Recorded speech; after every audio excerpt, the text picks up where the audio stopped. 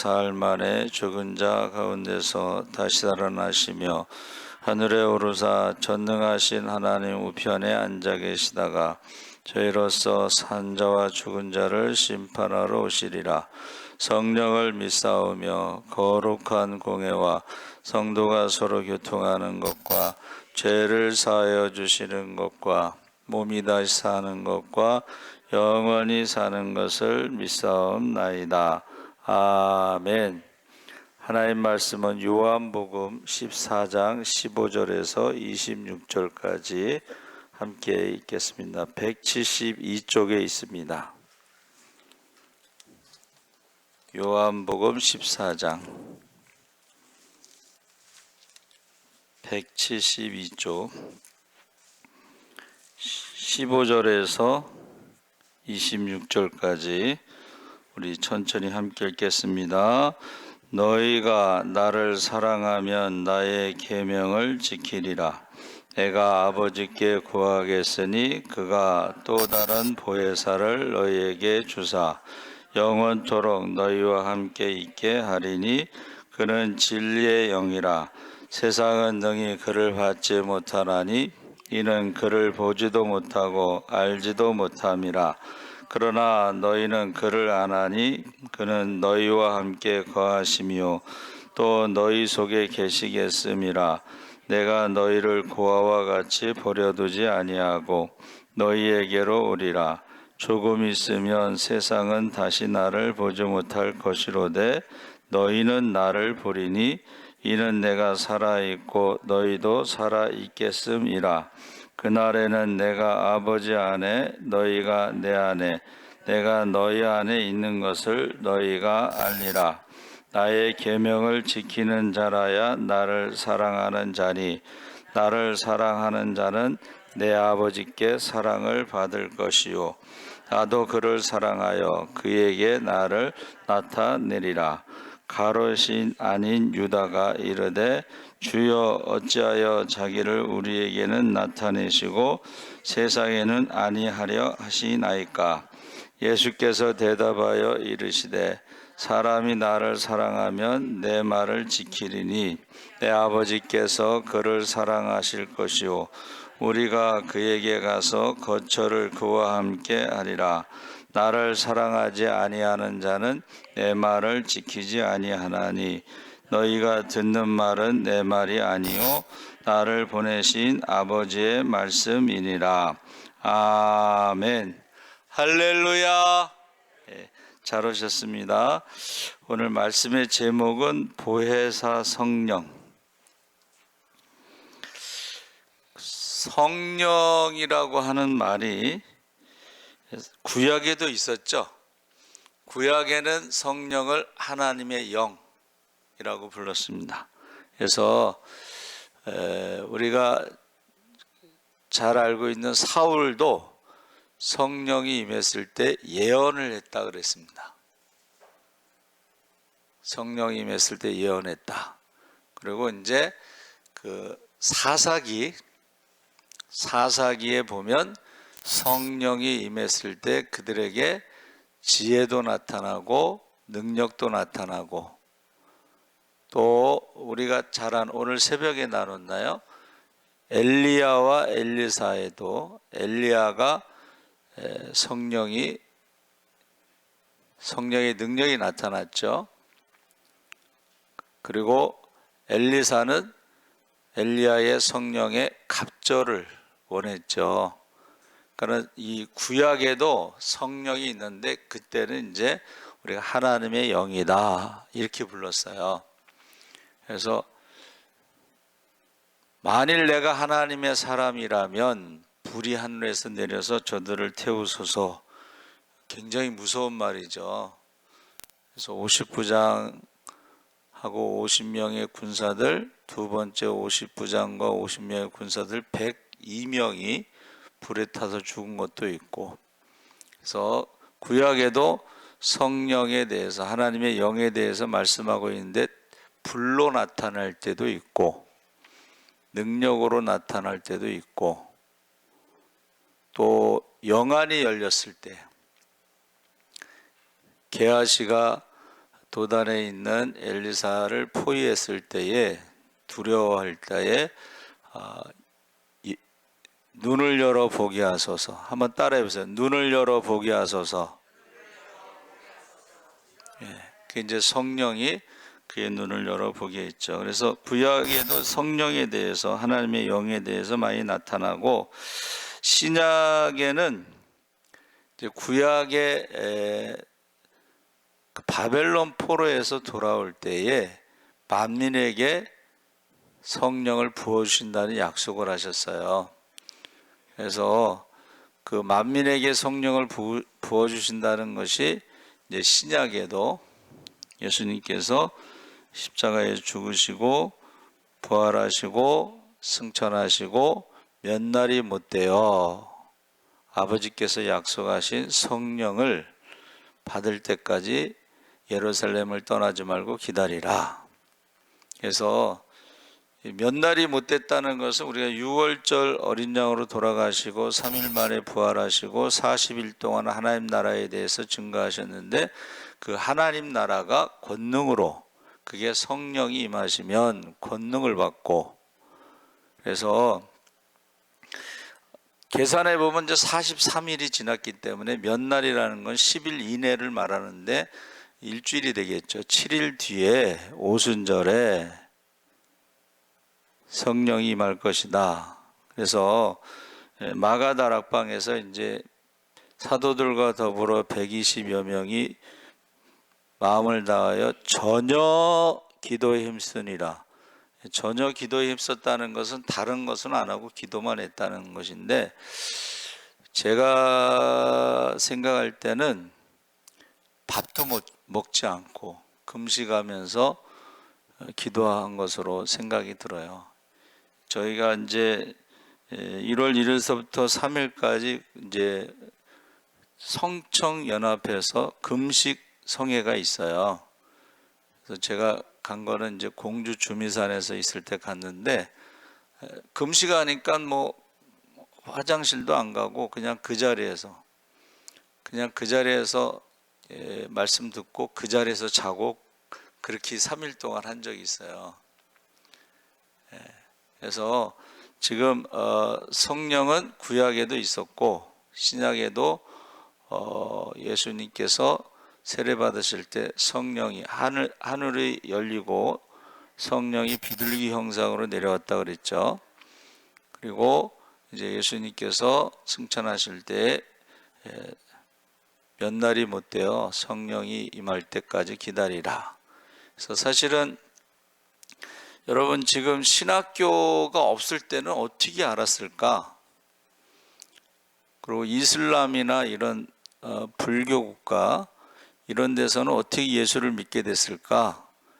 선교사들이 가서 선교해서 믿을 수도 있죠. 그런데 선교사들이 복음을 전한다고 해서 믿어지는 건 아니거든요. 믿어지는 거. 지식적으로는 들을 수 있지만 믿어진다는 것이에요. 그 믿어지는 게 바로 성령의 역사이기 때문에 성령을 모독하고 거역하는 자는 용서받지 못한다는 말은 구원받지 못한다는 뜻입니다.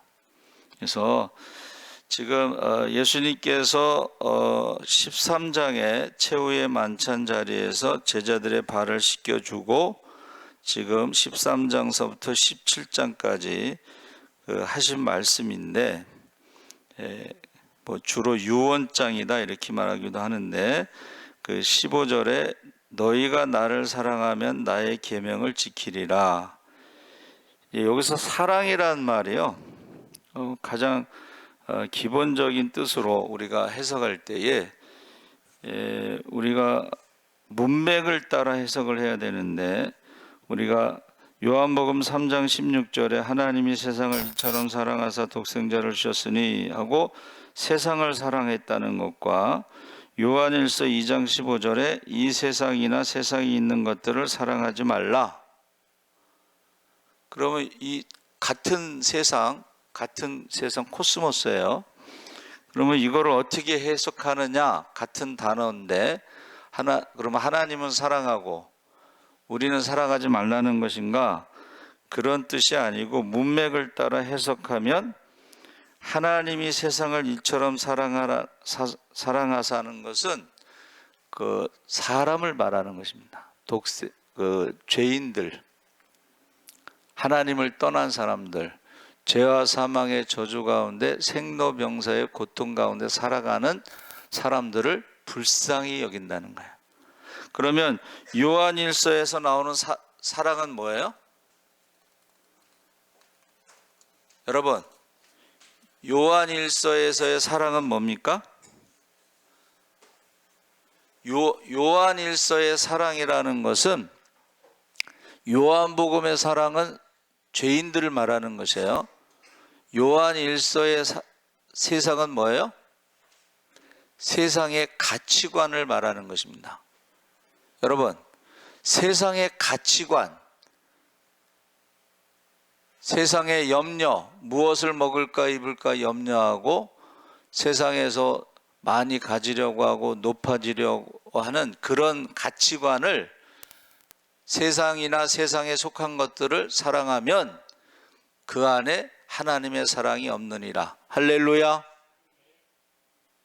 그러니까 저와 여러분이 성경을 해석할 때는 문맥을 따라 해석하는데, 그 사랑이란 말도 하나는 죄인들을 불쌍히 여기는 것이고 사람을 불쌍히 여기는 것이고, 또 하나는 세상의 가치관, 우리가 이제 흔히 세계관, 우리가 공산주의라고 하는 세계관은 유물론이죠. 근데 우리 기독교의 세계관은 사람이 온천하보다 귀하다고 했을 때 하나님의 형상대로 지음받은 거예요. 이게 세계관, 가치관을 말하는 거예요. 자, 공산주의가 주장하는 동성애, 평등이라고 말하지만은 그 동성애라는 것은 자유연애를 말하고 가정을 파괴하는 거야. 그래서 사탄은 어떻게 해요? 하나님의 형상을 파괴하고 가정을 파괴하고 그리고 나라를 파괴하는 분쟁을 일으키는, 그러니까 우리가 지금 이게 그 세계관, 가치관, 영적인 싸움, 이런 것에 대해서 이게 분별할 수가 있어야 되는 거예요. 마지막 때는 분별할 수가 있어야 된다. 그래서 어떤 분이 이제 설명을 이렇게 했어요. 우리나라 말에도 사과가 뭐예요? 과일이죠? 과일. 그런데 또 다른 뜻이 있어요. 뭐가 있어요? 미안하다, 사과한다. 뜻이 문맥에 따라서 해석을 해야 된다. 또 한 가지는 어떤 사람은 사과라는 말도 있고, 눈이죠, 눈. 눈이라는 게 뭐예요? 몸이 1000냥이면 눈이 뭐 900냥이다. 그래서 눈, 보는 눈, 가치, 그렇죠? 어떤 사람은 이빨 하나의 가치가 5천만 원에서 이빨이 20 몇 개면 1억 5천인가, 아니 15억인가 그렇대, 이빨 가치가. 그래서 오복 중에 하나다 뭐 그러는데, 그런 눈도 있고 신체 기관의 눈도 있고 하늘에서 떨어지는 얼음 결정체, 펄펄 눈이 옵니다. 하늘에서 눈이 옵니다. 그 눈도 있고, 또 영어로는 right, 왼쪽의 반대편에 있는 오른쪽을 말하는데, 옳다, 이것도 right고, 그 다음에 권리, 그것도 right예요. 그러니까 우리가 해석할 때는 문맥을 따라서 해석을 해야 돼요. 항상 똑같은 게 아니에요. 그렇죠? 그래서 하나님이 세상을 이처럼 사랑하는 것, 죄인을 사랑하는 것, 죄와 사망의 저주 가운데 생로병사의 고통 가운데 살아가는 사람들을 사랑하셨다. 그래서 죄의 문제를 해결하기 위해서 십자가에서 대신 죽으시고, 죽음의 문제를 해결하시기 위해서 사망 권세를 이기셨다 하는 것입니다. 그래서 똑같은 코스모스지만 의미가 다르다. 그래서 지금 하나님을 사랑하면 계명을 지킨다. 15절에도 나의 계명을 지키리라. 21절에도 나의 계명을 지키는 자라야 나를 사랑하는 자니. 그래서 계명도 마찬가지예요. 자, 로마서 7장 9절에 율법을 깨닫지 못했을 때에는 내가 살았더니 계명이 이름에 죄는 살아나고 나는 죽었도다. 그리고 예수님께서 율법사가 어느 계명이 크냐고 질문했을 때에 하나님을 사랑과 이웃사랑을 말씀하셨죠. 이 두 계명이 온 율법과 선지자의 강령이니라. 둘 다 계명 엔톨레인데 로마서의 계명은 율법이라는 의미로 사람을 정죄하는 도구, 자신의 의로움을 드러내는 것이라고 한다면 마태복음의 계명은 하나님 나라의 백성으로서 또 하나님의 자녀로서 마땅히 지켜야 할 도리. 그러니까 똑같은 하나님의 말씀을 가지고 다른 사람을 정죄하는 데 사용하는 사람들이 있고 자기의 의로움을 드러내는 사람들이 그 바리새인들이죠. 그렇죠? 똑같은 말씀을 가지고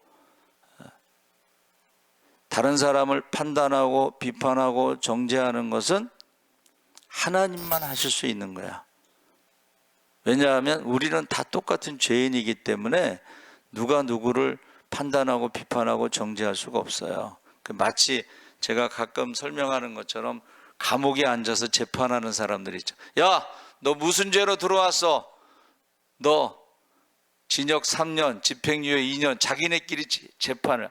거기서 오래 있다 보면 판사 수준으로 남들에 대해서 재판을 할 수가 있다는 거예요. 신앙생활을 그렇게 하면 안 된다는 거지.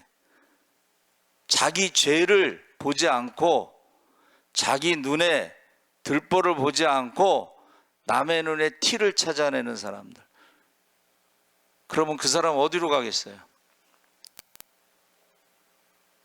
다른 사람의 죄를 지적하다 지옥 가는 거지. 회개하지 않으니까. 그래서 저와 여러분이 똑같은 말씀이라도 자기 마음대로 막 해석하고 그러면 안 된다는 거예요.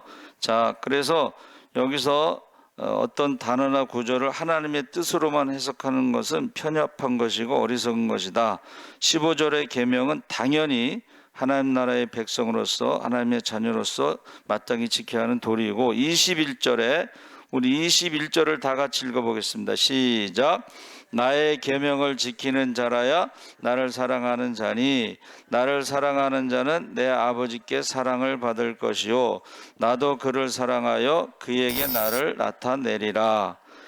아멘. 그래서 제가 하나님 앞에 기도를 해봤어요. 하나님을 마음을 다하고 뜻을 다하고 목숨을 다하고 힘을 다해서 하나님을 사랑하는 게 뭡니까? 그런데 하나님을 사랑하는 것이 순종하는 것이라고 응답을 받았어요. 근데 나중에 성경을 읽다 보니까 성경에 나와 있어. 이웃을 내 몸과 같이 사랑하는 게 뭡니까? 하고 또 질문했는데 응답을 받았어요. 나중에 성경에 보니까 나와 있어. 자, 이웃을 사랑하는 게 뭐라 그랬죠?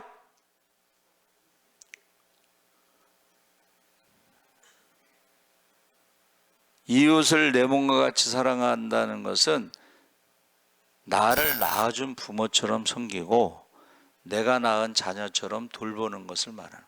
그래서 사랑은 말과 혀로만 하는 것이 아니라 행함과 진실함으로 한다는 거예요.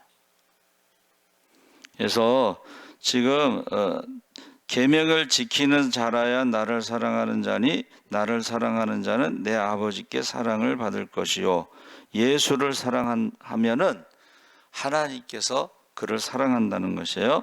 나도 그를 사랑하여 그에게 나를 나타내리라.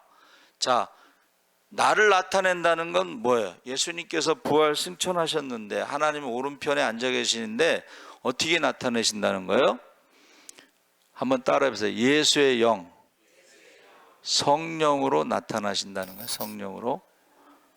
그래서 마지막 때가 되면 남녀 종들에게 성령을 부어주시는데 자녀들은 예언할 것이고 청년들은 환상을 볼 것이고 노인들은 꿈을 꾸리라 그랬죠. 그래서 지금 이슬람 사람들 중에 예수 믿는 사람들에게 물어봤어요. 어떻게 예수 믿게 됐냐? 예수님이 직접 오셔서 복음을 전했다는 거예요. 그리고 이슬람의 종주국이 이제 이란이잖아요. 이란에 예수 믿는 사람들이 많아진 것은 이슬람 근본주의자들이 나라를 다스리는데 너무 가난해. 너무 힘들어. 그때 예수님이 나타나신 거예요. 그래서 예수 믿는 사람이 많아요.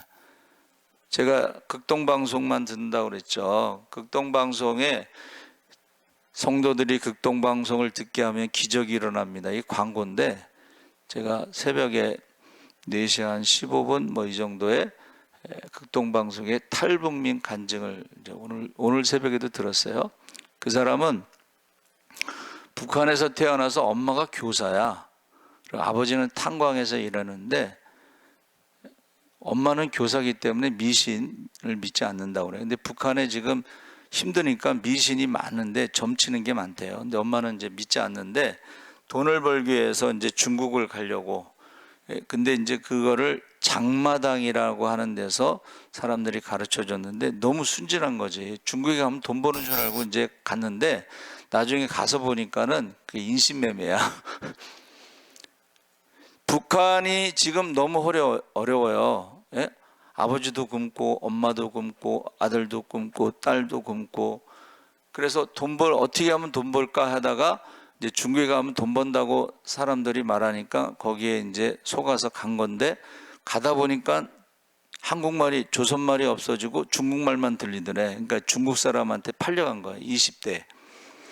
그래서 거기서 애를 둘 낳고 이제 탈북을 하는데 한 10년 정도 거기 있다가 자, 북한에서는 20년 20살까지 살고 중국에서는 10년 살고 그 다음에 이제 한국에 와서 2000년에 왔으니까 한 25년 산 거죠. 그렇죠?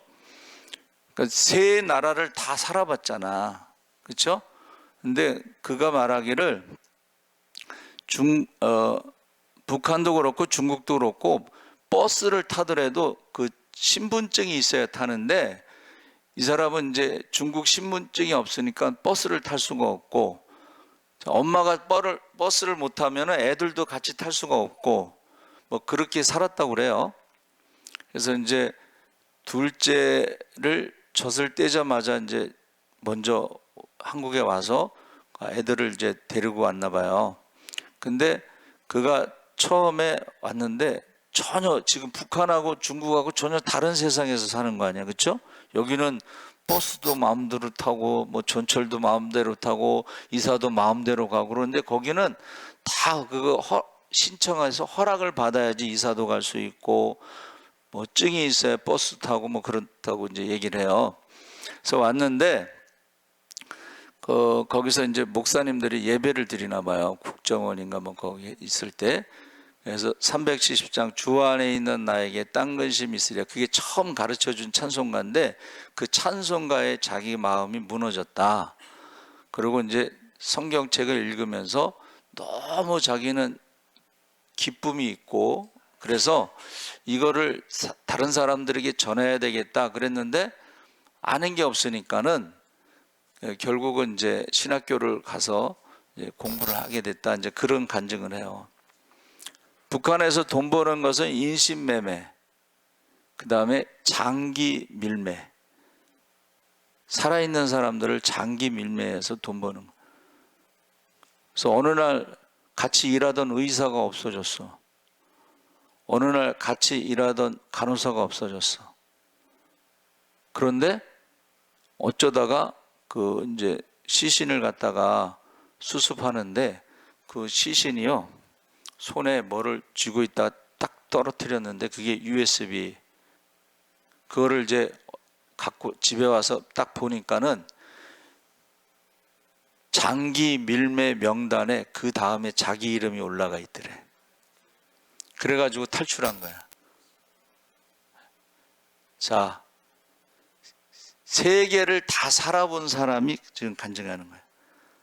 그러면서 하나님을 여기 와서 처음 만났을 때 그 기쁨을 북한에도 전해주고 싶고 남한에 믿지 않는 사람들한테도 전하고 싶다. 그 이야기를 하는 거예요. 간증이죠, 간증. 그래서 여러분 나타난다는 것은 여기서 예수의 영이 성령이기 때문에 나타나는데, 그 다음에 24절에 나를 사랑하지 아니하는 자는 내 말을 지키지 아니하나니 너희가 듣는 말은 내 말이 아니요 나를 보내신 아버지의 말씀이니라. 우리가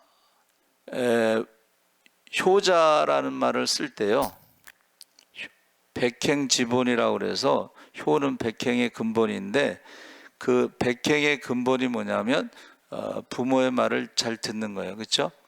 그래서 우리가 잘 아는 이제 유명한 이야기는, 효자라고 소문난 사람이 있어서 왕이 이제 잠행을 떠났는데 가서 보니까는 아버지가 아들의 발을 씻겨주고 있는 거야. 너무 괘씸하잖아. 효자라고 소문났는데. 그래서 이제 물어봤죠, 왕이. 왜 그랬냐? 그랬더니 아버지가 기뻐하는 일을 하는 게 효도라는 거야. 아버지는 아들의 발을 씻겨주는 것을 너무 기뻐하는 거야. 근데 실제로 우리 후배가 이제 일본에 선교사로 가는데 그날 아침에 아버지가 아들의 구두를 닦아주더래.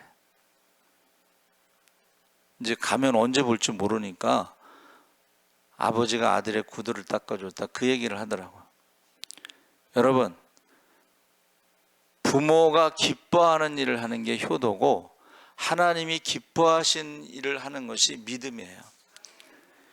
하나님 보시기에 기뻐하는 일이 있는데 그것이 하나님을 사랑하고 말씀에 순종하는 거예요.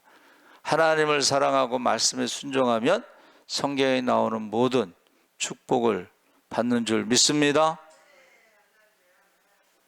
하나님의 말씀을 가감하고 자기 마음대로 풀고 억지로 풀면 생명책에서 이름이 지워지고 성경에 나오는 모든 저주가 임한다 그랬어요. 똑같이 예수를 믿는다고 하면서 신앙생활 하면서도 어떤 사람은 축복의 자녀로 살아가는 사람이 있고, 어떤 사람은 저주의 자녀로 살아가는 사람도 있어요. 그래서 지금 여기서 나를 사랑하지 아니하는 자는 내 말을 지키지 아니하나니 너희가 듣는 말은 내 말이 아니고 나를 보내신 아버지의 말씀이니라. 하나님 말씀이라는 것이고, 16절에 우리 다 같이 읽어보겠습니다. 16절 시작. 내가 아버지께 구하겠으니 그가 또 다른 보혜사를 너에게 주사 영원토록 너희와 함께 있게 하리니. 할렐루야.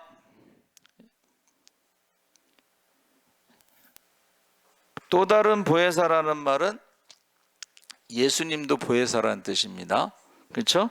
그래서 보혜사라는 것이 지켜주다 이런 뜻이에요. 보자는 지킬 보자, 해자는 은혜 해자, 사자는 스승사자예요. 그래서 은혜를 베푸시는 스승님, 가르쳐주는 사람. 근데 이제 영어에서는 이것을 원더풀 카운셀러, 상담자, 원더풀 컴포터, 위로자, 원더풀 헬퍼, 돕는 분. 근데 거기 앞에 이제 원더풀을 붙이는 것은 사람과 비교했을 때 비교할 수 없는 놀라운 것을 말하는 것입니다. 헬라어로는 파라클레토스라고 그랬는데 곁에서 위로하시고 돕는 분이다. 그래서 여러분 그 헬퍼라는 말이 있잖아요. 구약에 하나님이 헬퍼로 나옵니다. 하나님은 나를 돕는 자. 할렐루야. 신약에 보혜사도 헬퍼, 예수님도 돕는 자, 그리고 성령도 돕는 자로 나와요. 그러면 저와 여러분이 성령을 받은 사람은 어떤 사람이 돼야 되겠어요? 돕는 사람이 돼야 되는 거야. 성령 받은 사람들은, 초대교회에 성령 받은 사람들은 어떻게 했어요? 성령 받은 사람들은 날마다 구제했잖아요. 그게 돕는 자가 되는 거야. 할렐루야. 그리고 성령 받은 사람들은 은사가 나타나고, 성령 받은 사람들은 열매가 나타나고,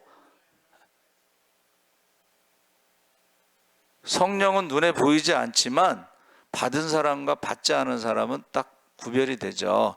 그래서 너희가 믿을 때에 성령을 받았느냐? 사도행전 19장에 바울이 물어봤어요. 에베소 교회에서. 근데 왜 물어봤을까? 제가 궁금했거든요. 그게 저도 이제 궁금하면 계속 기도하고 있다가 오산의 기도원에서 답을 찾았어요. 어느 날 성령에 대해서 왜 물어봤을까? 성령 받은 사람과 안 받은 사람의 차이가 있으니까 바울이 물어본 거예요. 너희가 믿을 때 성령을 받았느냐? 성령 받은 사람의 기도와 성령 받은 사람의 찬양과 성령 받은 사람들의 삶이 성령 받지 않은 사람과 다르다는 것을 느끼고 물어본 거예요. 그랬더니 우리는 성령 세례를 받았느냐 했을 때 우리는 성령에 대해서 물어봤을 때 우리는 성령에 대해서 들어보지도 못했다. 그러니까는 바울이 뭐라 그랬어요?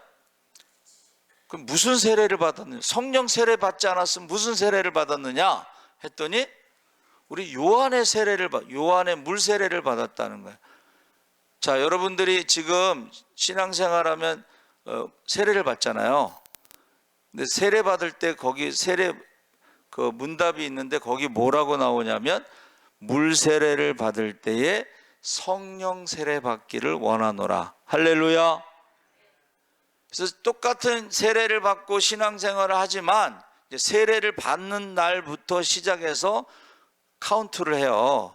그래서 7년이 있어야지 1년이 지나면 집사도 되고 집사가 되고 7년이 돼야지 안수 집사나 장로도 되고 권사도 되고 이런 게 있잖아요. 성령 받은 날부터 카운트하는데 여러분 시간이 지나면 집사도 되고 권사도 되고 장로도 되고 목사도 될 수가 있어. 그런데 성령을 받았느냐? 이건 다른 문제예요. 그래서 신학교 갈 때 신학과는 간증문을 써서 냈을 때 제가 면담하는데 학장님이 중생의 체험이 있나뇨? 이렇게 물어봐요. 두 번째 제가 목사 안수 받을 때는 면접 보는 목사님이 성령 세례를 받았느뇨? 이렇게 물어봤어요. 그런데 중생의 체험이 없이도 성령 세례를 받지 않았어도 목사 되는 사람이 있다는 거예요. 그런데 성경은 뭐라고 말하고 있어요? 물과 성령으로 거듭나지 아니하면 하나님 나라를 볼 수도 없고 하나님 나라에 들어갈 수도 없다고 그랬어요. 그래서 우리가 여러분 설교를 자세히 이제 관심 있게 들어보면 성령에 대해서 설교 안 하는 사람들이 있어. 죄에 대해서, 심판에 대해서, 지옥에 대해서 설교 안 하는 사람도 있어. 그리고 재림에 대해서 설교 안 하는 사람도 있어. 그런데 이거 설교 안 하면 나중에 문제가 생겨요. 왜? 오래 예수 믿게 교회 다니다 보니까 오래 신앙생활 하다 보니까 한번 따라해보세요. 어쩌다 보니까 장로도 되고 목사도 됐는데 성령을 안 받았어. 중생의 체험이 없어. 이게 심각한 거예요. 그래서 김영희 선교사 선교사님이 이제 주로 선교사들 훈련을 하는데 교회에서 초청을 받으면 집회를 하는데 그 얘기를 또 한 거야. 중생 하나님의 자녀가 되면 그리고 끝나고 나서 이제 당회실에서 다과를 하고 있는데 사람이 많으니까 아마 젊은 장로는 들어오지 않고 이제 연세 드신 분들만 목사님하고 같이 다과를 하는데 젊은 장로가 씩씩거리면서 당회실 문을 딱 들어오면서 선교사님 말씀대로라면 내가 성령을 받지 않았는데 하고 질문을 하는데 정적이 쫙 고요함이. 근데 이제 원로 장로님이 너만 그러냐? 그랬어요. 이거 심각한 겁니다. 그래서 여름성경학교 때는요 구원 상담이라는 그게 프로그램이 있었어요. 아이들한테 구원받은 사람 확신 있는 사람 손 들어보세요 이런 거. 그리고 구원 상담은 저는 7년 동안 제가 교회학교 하면서 어떻게 하냐면 마지막 날 교회에서 자요. 그리고 기도회를 할 때에 기도회 할 때 좀 뜨거워졌을 때 한 명씩 교사가 데리고 나가서 구원 상담을 해. 세족식을 하면서 그때 영접 기도를 시켜요. 그러면 그러고 나서 그 다음날 주일날 자 구원에 확신 있는 사람 손 드세요. 그러면 성경학교 하기 전에는 거의 안 들어. 그런데 성경학교가 끝나고 구원 상담을 하고 세족식을 하고 이런 아이들이 다 손들어. 근데 문제는 어른들은 이 구원 상담이라는 게 기회가 없어요. 그게 언제냐면 바로 세례 받을 때에, 세례 문답할 때에, 그때 이제 목사님하고 장로님들이 앉아서 질문을 해요. 그러면 막 학생들은 질문을 그렇게 길게, 저도 세례 받을 때 문답하는데 그러더라고. 언제까지 예수 믿을 거야?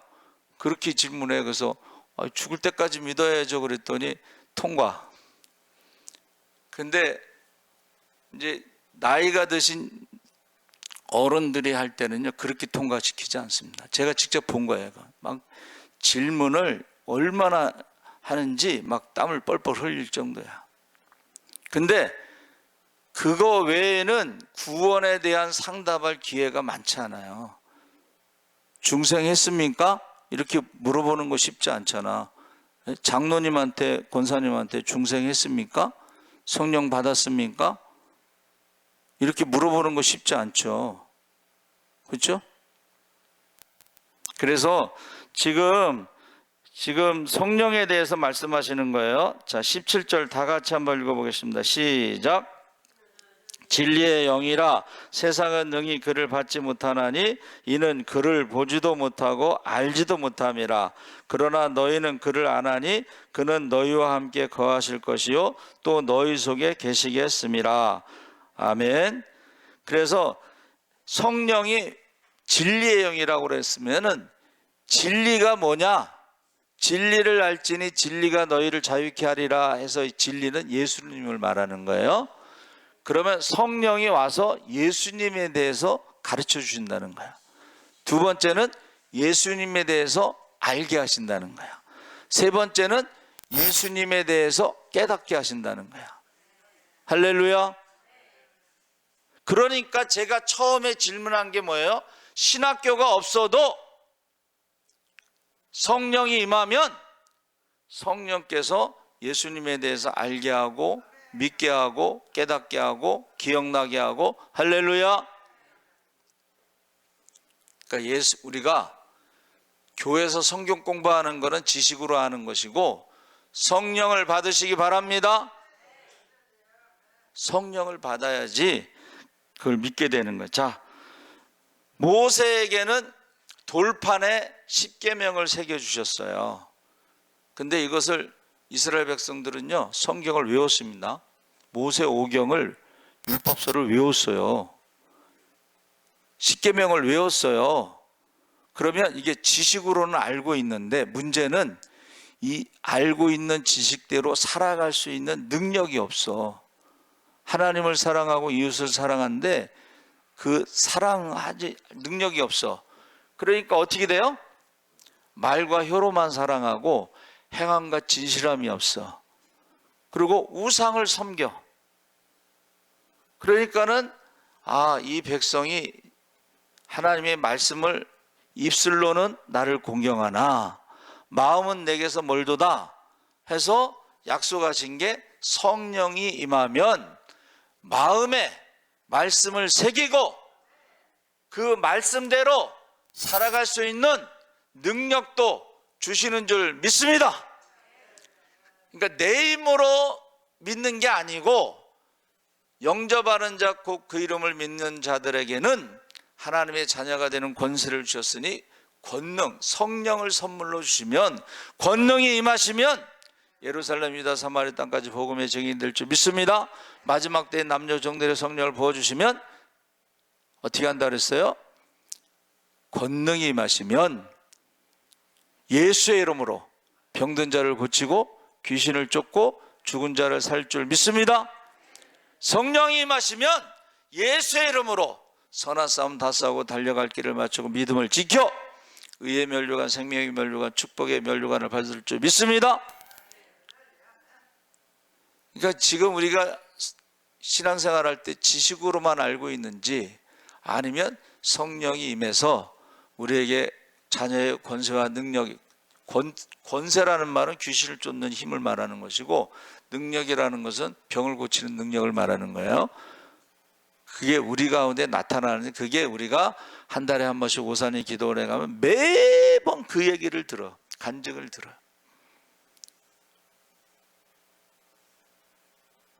그리고 교회에서도 마찬가지예요.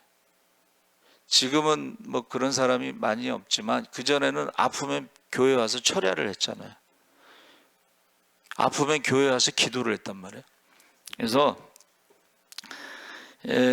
이제 신학생이 이제 와서 기도를 하는 거예요. 근데 어느 집사님이 와서 또 기도를 하는 거예요. 낮에 이제 와서 둘이서 아마 방학 때인가 봐 기도를 하는데, 기도를 하다가 이제 기도 제목이 뭐냐고 물어봤잖아요. 신학생의 기도 제목은 등록금이 없다는 거야.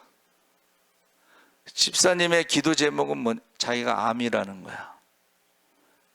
그래가지고 이 신학생은 집사님의 암을 위해서 낳기를 기도하고, 그리고 그 집사님은 신학생의 등록금을 위해서 기도하는데 그 집사님이 암이 났어요. 할렐루야.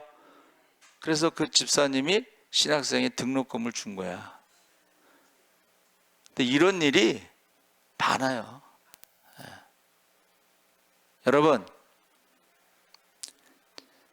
보혜사 성령이 뭐예요? 돕는 자거든. 그게 병든 사람에게는 고침이 되고, 물질이 없는 자에게는 그게 물질이 되고, 돕는 자. 유대인들도 마찬가지입니다. 저희 목사님 한 분이 독일에서 유학을 하는데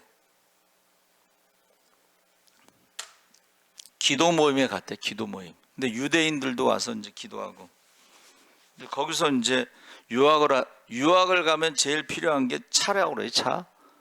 이제 거기서 차가 필요하다고 그랬더니 그 유대인이요, 그 차값을 가지고 온 거야. 중고차든 뭐든 차값을 가지고 왔어. 그러니까 이 사람들은 말과 혀로만 사랑하고 기도하는 게 아니고 행함과 진실함으로 하는 거야. 그래서 유대인들이 복 받는 이유는 행함과 진실함으로 하나님을 사랑하고 이웃을 사랑하기 때문에 저는 그들이 복을 받는다고 저는 생각하고 있습니다. 그래서 진리의 영이라. 근데 세상은 능히 그를 받지 못하나니 그를 보지도 못하고 알지도 못함이라. 성령에 대해서 모른다는 거예요. 너희는 그를 아나니 그는 너희와 함께 거하시며 너희 속에 계시겠습니다. 그래서 우리가 성령이 우리 안에 계시다는 것을 어떻게 하냐면, 우리가 기도할 때 성령이요 말씀하시고 응답이 있어요. 할렐루야. 성령이 우리 안에 있으면은 또 미래에 대해서 미리 말씀하시는 게 있어. 자, 아브라함은 나의 친구라. 내가 아브라함에게 비밀이 있겠느냐 하고 소돔과 고모라 성의 불심판을 가르쳐 주셨잖아요. 그렇죠? 지금도 기도하잖아요. 그러면 하나님이 미리 가르쳐 주실 때가 있어요. 그리고 제가 이제 저도 그 유튜브에서 동영상 본 건데, 경찰관, 미국의 어떤 경찰관인데 밤에 순찰을 하는 거야. 밤 새벽에 2시인가 뭐 이 정도. 근데 누군가 자기 이름을 부르더래. 그래서 뒤돌아보는데 아무도 없어. 근데 계속 부르는 거야. 그러면서 뭐라 그러냐면 이쪽으로 와, 이쪽으로 와. 계속 오라고 그러더래. 그래서 그 소리 나는 쪽으로 딱 돌아서서 가는데 조금 있다가 자기가 서 있던 자리에 폭발물이 폭발한 거야. 근데 그건 동영상으로 찍혔으니까는 그건 본 거예요. 그렇죠? 여러분, 성령께서 지금 말씀하셔요. 그러면 급할 때는 급하게 말씀하셔. 급할 때는 급하게 말씀하시고 미래에 대해서도 가르쳐 주셔. 자, 미래에 대해서 보여준다는 건 뭐예요? 우리 막내가 또 뭐 예지몽, 지가 꼭 예지몽을 많이 꾼대. 그러면서 걱정을 하는 거야. 지금 일본에 지진이 많이 일어나는데 걱정을 하더라고.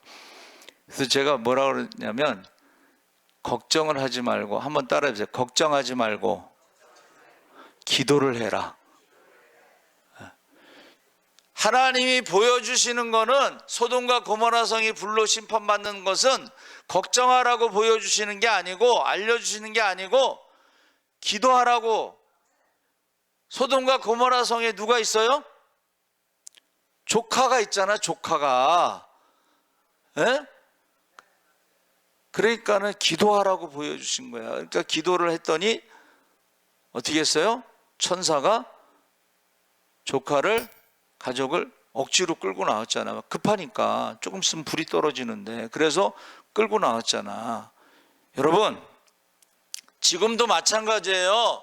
지금도 이제 어떤 사람이 그렇게 얘기했는데, 자다가 하나님이 새벽에 깨워주신다는, 근데 계속 깨워주시는 것은 이유가 있다는 거예요. 왜 깨워주세요? 기도하라고. 그리고 우리 다 들었잖아, 간증. 거기 우리 전에 있던 여자 목사님이 이제 자다 깬 거예요, 밤에. 그래서 이제 기도를 했는데 그 남편이 화물차를 가지고 이제 이렇게 돈을 벌러 이제 장거리를 운행하는데, 이 사람이 욕심이 잉태한즉 죄를 난다고 한 번 가야 갈 때를 두 번을 가려고, 돈을 더 벌으려고 물건을 많이 실은 거야. 한 번 갈 거를 두 번 가면 속도를 얼마나 내겠어. 또 더 많이 실으면 이게 얼마나 위험해. 1톤짜리가 뭐 그 많이 실으면 이게 굴렀어요. 굴러가지고 차가 폐차됐어. 그 소식을 듣는데 얼마나 걱정이 돼. 그쵸? 토요일 날. 근데 주일날 온 거야, 교회를. 그래서 어떻게 된 거냐고. 차가 폐차됐는데, 여러분, 그 상황에서 차는 폐차됐는데 다친 데가 하나도 없어.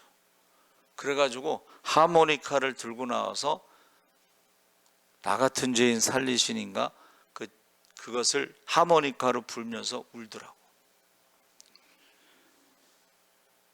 성령 받은 사람들은 하나님이 보여주시고 가르쳐 주시고 인도하시고 그럴 때에, 여러분, 영적으로 우리가 예민해야 돼.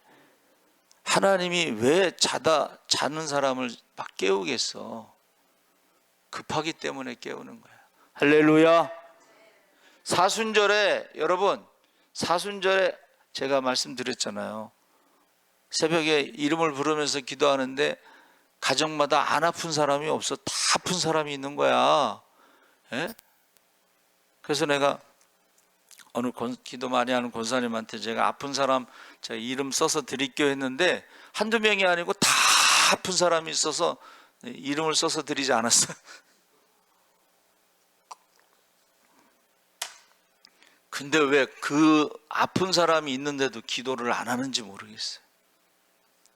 그거는 전능하신 하나님을 믿지 않든가, 엘샤다이 임마누엘의 하나님을 믿지 않든가, 예수의 이름으로 기도하면 하나님이 응답하신다는 것을 믿지 않기 때문에 기도를 안 하겠죠. 여러분, 전능하신 하나님을 믿으시기 바랍니다. 임마누엘의 하나님을 믿으시기 바랍니다. 이제부터는 너희가 내 이름으로 무엇이든지 구하라 그리하면 받으리라 했으니까, 예수의 이름으로 기도할 때에 여러분, 믿음이 없더라도, 한번 따라해서 믿음이 없더라도 선포하자. 내가 솔직히 말해서 그만한 믿음은 없더라도 성경에 나와 있는 말씀대로 선포하는 거예요. 그래서 제가 계속 말씀드리죠. 우리 초등학교 선생님 둘째 아들의 큰아들이 두 다리를 잘랐어요. 그때도 기도를 많이 했어. 문자가 왔어. 스페인인데 문자가 왔어. 오늘이 고비. 오늘 못 넘기면 죽는다는 건데 우리가 기도를 했는데 살았다는 거야. 근데 그 다음에 말이 없어. 그래서 왜 그런가 했더니 나중에 사진을 찍어서 보낸 두 다리가 없어.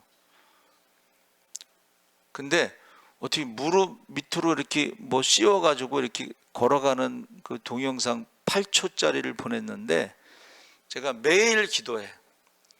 나사렛 예수의 이름으로 짧은 다리는 길어질지어다.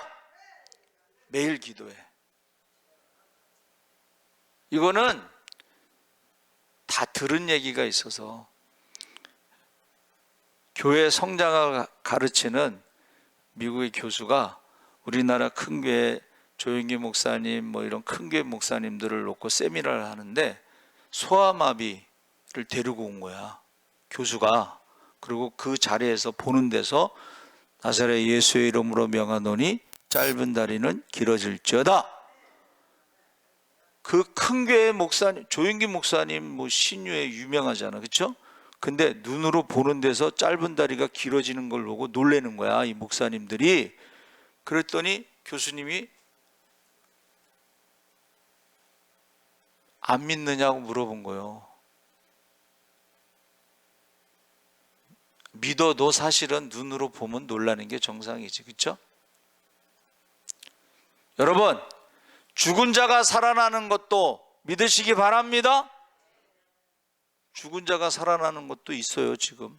그래서 제가 그 지진으로 이렇게 구조할 때에 죽은 청년이 이제 구조가 됐는데 이 목사님도 조금 엉뚱한 데가 있나 봐. 속으로 청년아, 내가 네게 말하노니 예수의 이름으로 일어나라. 그런데 청년이 일어난 거야. 얼마나 놀랬겠어요. 지금도 그런 일이 있다는 거예요. 왜?